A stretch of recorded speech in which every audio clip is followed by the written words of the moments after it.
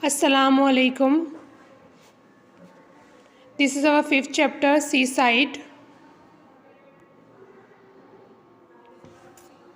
Have you ever been to the seaside? क्या आप कभी seaside पे गए हो? What happen when you dig the sand very near to the shore? जब हम जो दरिया का किनारा होता है समंदर का, सी का, वहाँ पे हम जब डिग यानी खोदना, जब हम सैंड को डिग करते यानी खोदते हैं तो फिर उसके बाद क्या होता है? Have you seen water come up in the hole if you dig near the सी?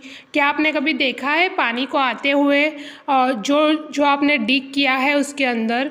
डिग यानी जो हम हॉल्स जो बनाते हैं, लाइक वहाँ पे हम लोग कैसल बनाते हैं, फिर उसके ऊपर सारे डिग करके हॉल्स बनाते हैं, तो उसमें जब पानी निकलता है या पानी समंदर का आता है, वैसे पानी को आते हुए आपने कभी देखा है? Now we are going to start our poem.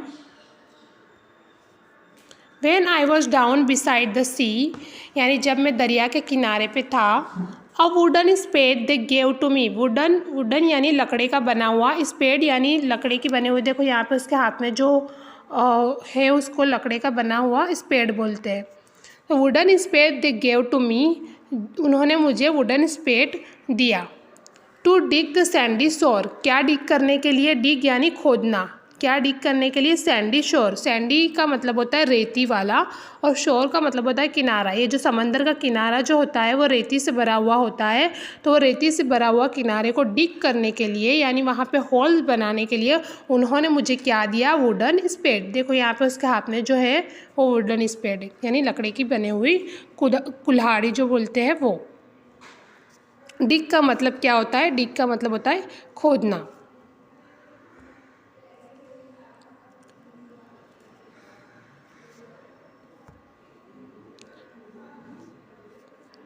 My holes were empty like a cup. जो उसने खोद कर यानी डिग कर जो हॉल्स रखे हुए थे वो कैसे थे? एम्प्टी. एम्प्टी का मतलब क्या होता है? खाली. किस तरीके से खाली थे? कप की तरह खाली थे. My holes were empty like a cup. मेरे जो हॉल्स बनाए हुए थे मैंने खोद कर वो कप की तरह खाली थे. In every hole the sea came up. सारे हॉल्स जो उन्होंने बनाए हुए थे ये लड़के ने, वो सब क्या थे? खाली थे. और उसमें क्या हो रहा था? In every hole the sea come up. तो सारे जो हॉल थे उसमें बार बार सी का पानी आ रहा था और वो क्या हो जा रहे थे? फील हो जा रहे थे. देखो यहाँ पे दिख रहा है उसने हॉल को क्या किया है? डिग करके रखा हुआ है, बट वहाँ पे बार बार क्या आ रहा है? पानी आ गया है और वो क्या हो गया है? फील हो गया है.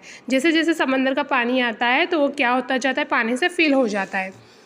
और till it could come no more, यानी समंदर कहाँ तक आता था? जहाँ तक वो पहुँच सकता था वो सारे होल को वहाँ तक जाकर फिल कर देता था, और जो होल पे वो नहीं पहुँच पाता था वो एम्प्टी रहते थे.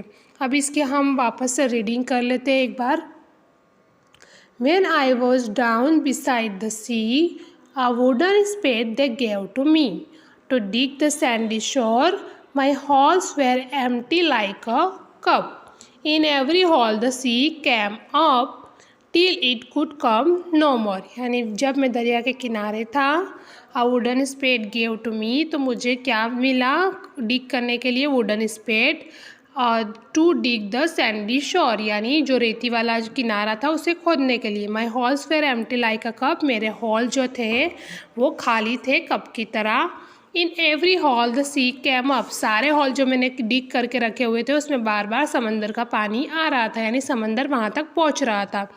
Till it could come no more. वहाँ तक पहुँचता था जहाँ तक वो पहुँच सकता था और उससे ज़्यादा वो आगे नहीं बढ़ पाता था. जहाँ तक जा सकता था वो सारे फिल कर देता था जो भी उसने हॉल्स बनाए हुए थे वो.